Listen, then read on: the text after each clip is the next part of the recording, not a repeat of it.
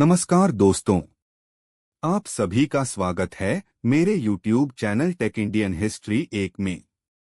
यहाँ पर आपको तकनीक और भारतीय इतिहास से जुड़ी रोचक और ज्ञानवर्धक जानकारियाँ मिलेंगी। अगर आप इतिहास और टेक्नोलॉजी में रुचि रखते हैं तो हमारे चैनल को सब्सक्राइब करें और नए वीडियो के लिए बेल आइकन दबाएं। धन्यवाद।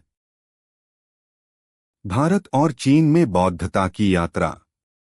एक समय की बात है, आदित्य नाम का एक युवक था जिसकी आत्मा में ज्ञान की प्यास थी। उसे हमेशा से यह सवाल सताता था, बौद्धता का मार्ग कैसे अपनाया जाए, और इसी उत्सुकता में उसने अपने जीवन की दिशा बदलने का निश्चय किया।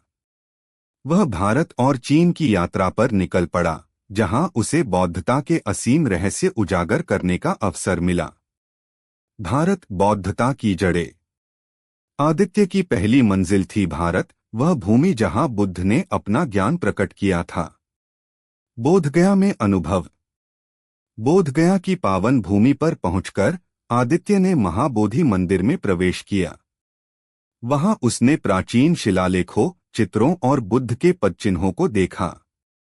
एक मुनि ने उसे समझाया, बुद्ध का संदेश है मध्य मार्ग, जहां अतियों से बचकर संतुलन और करुणा से जीवन जीना है। इन शब्दों ने आदित्य के हृदय में गहरी प्रेरणा भरी। सरनाथ और कुशीनगर की सीख। अगली यात्रा सरनाथ और कुशीनगर की हुई, जहां बुद्ध के उपदेशों और उनके जीवन की झलक देखने को मिली। आदित्य ने यहां ध्यान की साधना में भाग लिया, आत्मनिरीक्षण किया और अपने अंदर की शांति को खोजा। उसने जाना कि बौद्धता केवल पूजा अर्चना का नाम नहीं, बल्कि जीवन के हर क्षण में आत्मसाक्षात्कार और करुणा का अभ्यास है। चीन, बौद्धता का नया आयाम। भारत से प्रचुर ज्ञान प्राप्त कर आदित्य ने अपनी यात्रा को चीन की ओर मोड़ा, जहां बौद्धता ने समय के साथ एक नया स्वरूप लिया था।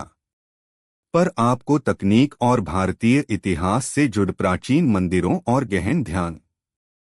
चीन के एक प्राचीन बौद्ध मंदिर में, जहां लालटेन की हल्की रोशनी में साधक ध्यानमग्न थे, आदित्य ने चीनी बौद्ध परंपरा का अनुभव किया। वहां के मठाध्यक्ष ने बताया, यहां हम ध्यान के साथ साथ कला, शांति और सामाजिक सद्भाव का भी अभ्यास करते हैं। इस संवाद ने उसे समझाया कि बौद्धता का संदेश केवल देश या भाषा में बंटा हुआ नहीं, बल्कि मानवता के लिए सार्वभौमिक है। सांस्कृतिक संगम और मित्रता। चीन में आदित्य ने अनेक साधुओं और विद्वानों से मुलाकात की। उन लोगों से उसने न केवल ध्यान की विभिन्न विधाओं के बारे में जाना, बल्कि यह भी सीखा कि कैसे बौद्ध विचारधारा को आधुनिक जीवन में अपनाया जा सकता है। एक युवा साधु ने कहा, जब हम अपने मन को शांत कर लेते हैं तो हर दिन हमारे लिए एक नया उपहार बन जाता है। अंतर्दृष्टि और जीवन का सार। भारत और चीन की यात्रा ने आदित्य को दो महत्वपूर्ण सीख दी। एक, आत्मसाक्षात्कार की महत्ता। चाहे वह भारत के प्राचीन धाम हो या चीन के शांत मंदिर, हर जगह उसे यह एहसास हुआ कि सच्चा ज्ञान अपने अंदर छिपा होता है। हमें बस अपने मन की दीवारें तोड़कर उसे बाहर लाना होता है। 2, करुणा और संतुलन।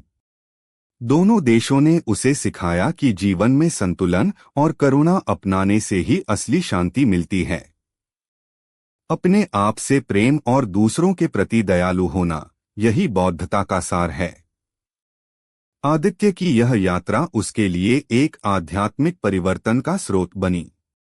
उसने जाना कि बौद्धता केवल एक धर्म नहीं, बल्कि जीवन जीने की एक कला है, जहां हर दिन, हर क्षण में आत्मान्वेषण और करुणा की भावना जागृत होती है।